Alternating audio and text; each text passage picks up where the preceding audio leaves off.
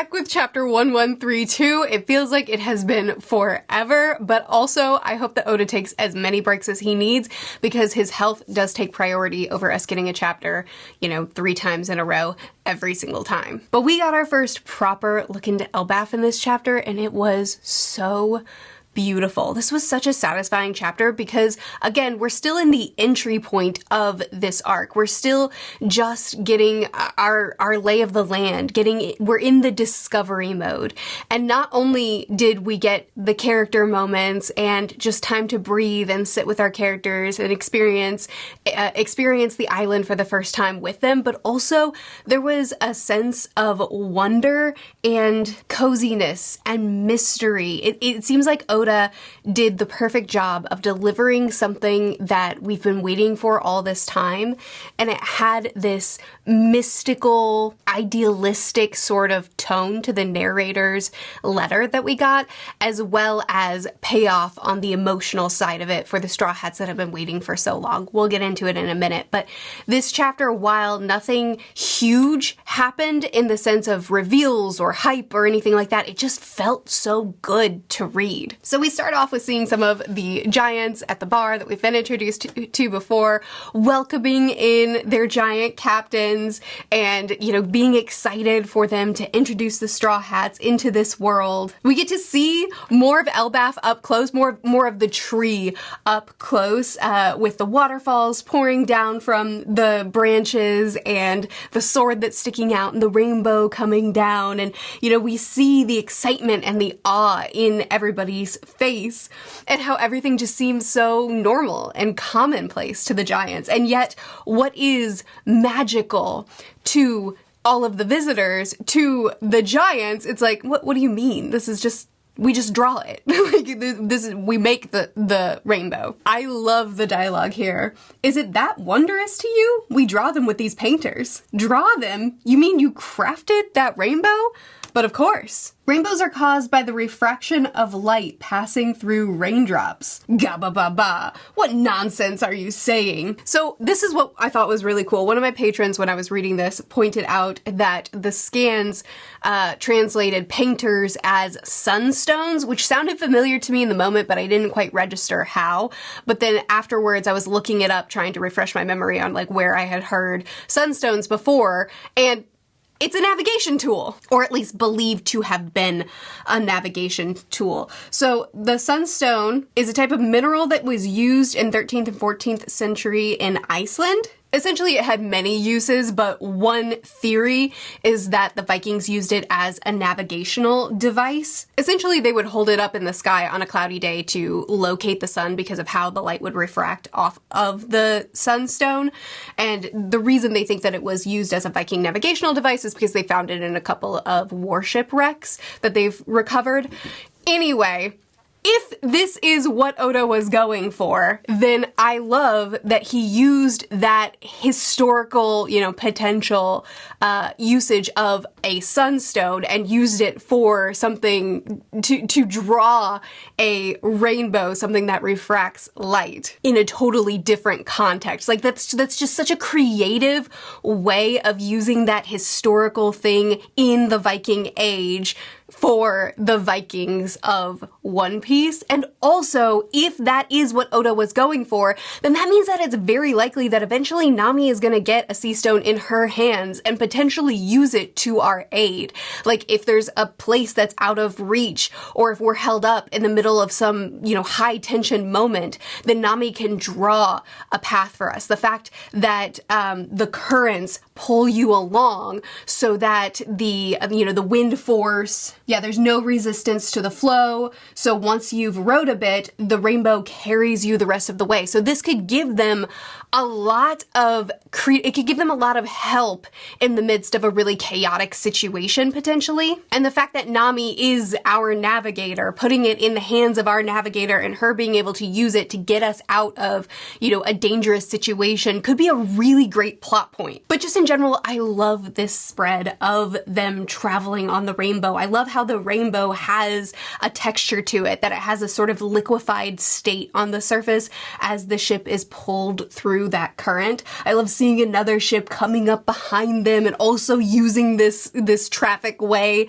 I guess we could call it. I love that it sounds like sparkles on the rainbow. Like, that is such a beautiful little feature of it that just makes it even come to life a little bit more. But just in general, this is such a beautiful picture, and it's such a wonderful entryway into this very majestic land and fairy tale-esque new place that we're exploring. I also just love how beautiful it is to Bonnie, how much she's taking it in and experiencing that excitement and that wonder, that childlike wonder that she's basically been robbed of her entire life. And Robin, who too was robbed of so much of her childhood, over her shoulder, experiencing that joy right alongside of her and commenting as well. I loved her line, "There are so many things still to learn about the world." You know, Robin has this wonder of the world at large, and when she experiences something new, it's like, ah,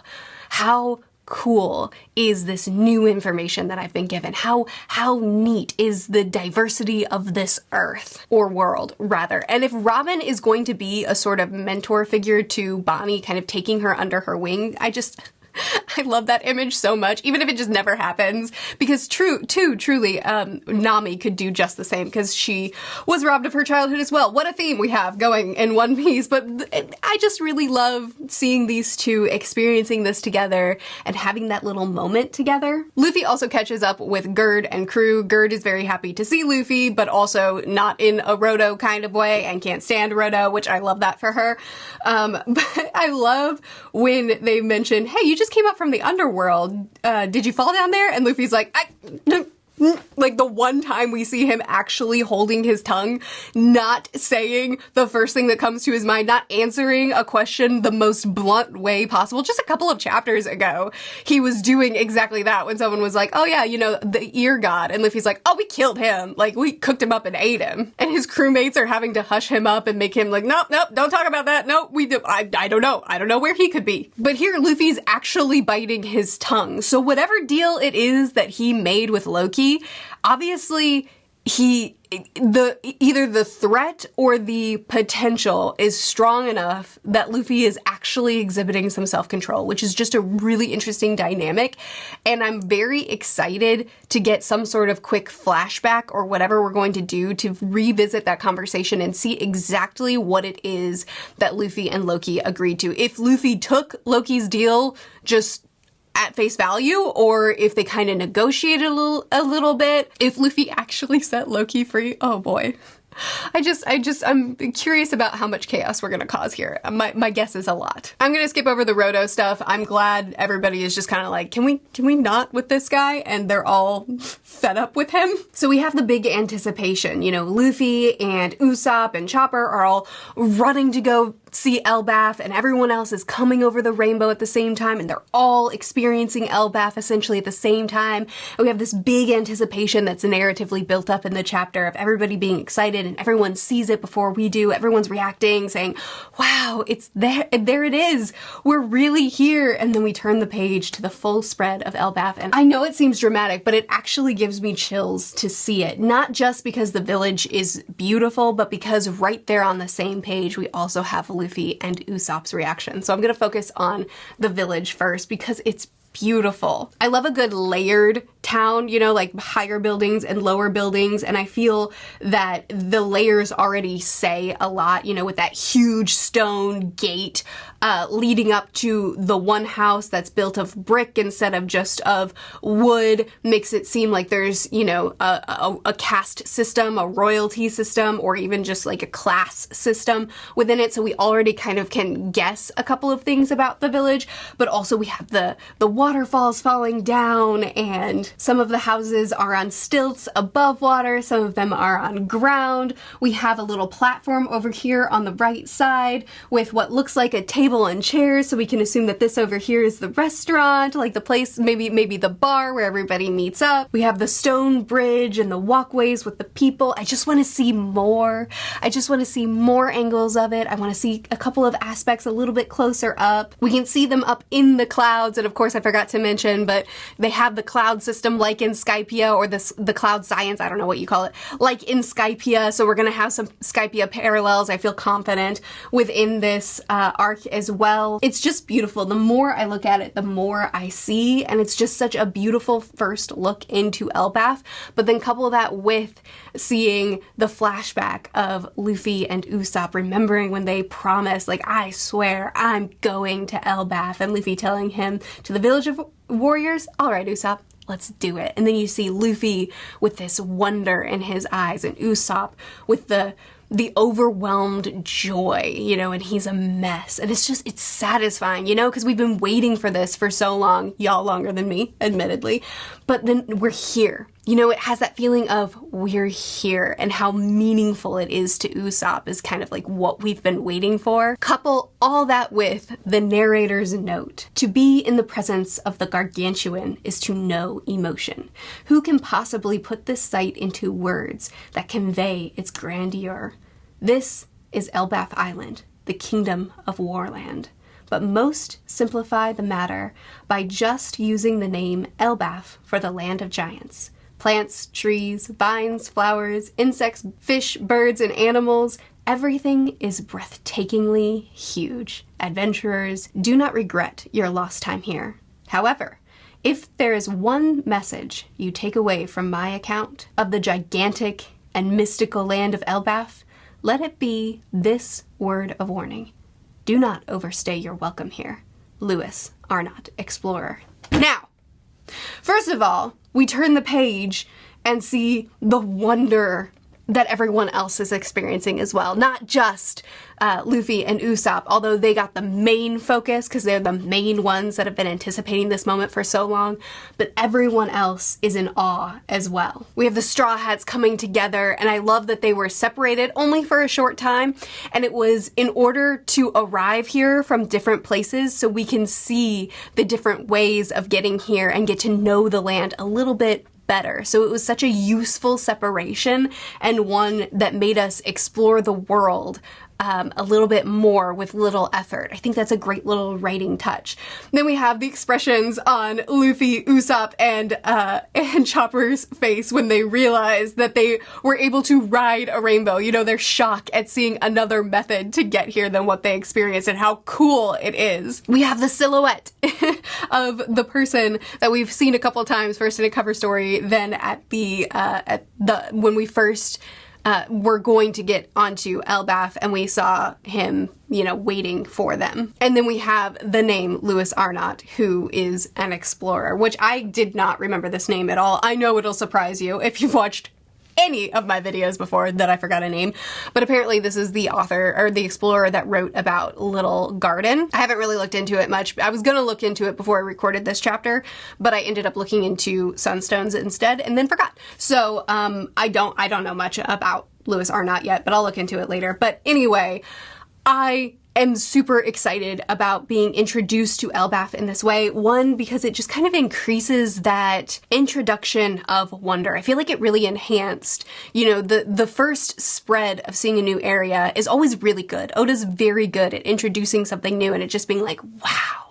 But the narrator's voice introducing the wonder of Elbaf added so much more to it, I think. And you also have the mystery of, okay, who is this? Why don't you want to stay too long? What do they know? Are they still here? Are they long gone?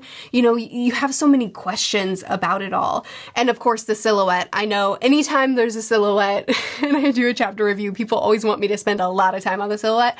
And that's just like not where my interest usually is. I will say that Shiki seems to be a common fan theory right now, or fandom theory right now, which I think is a really solid one because it looks like Shiki.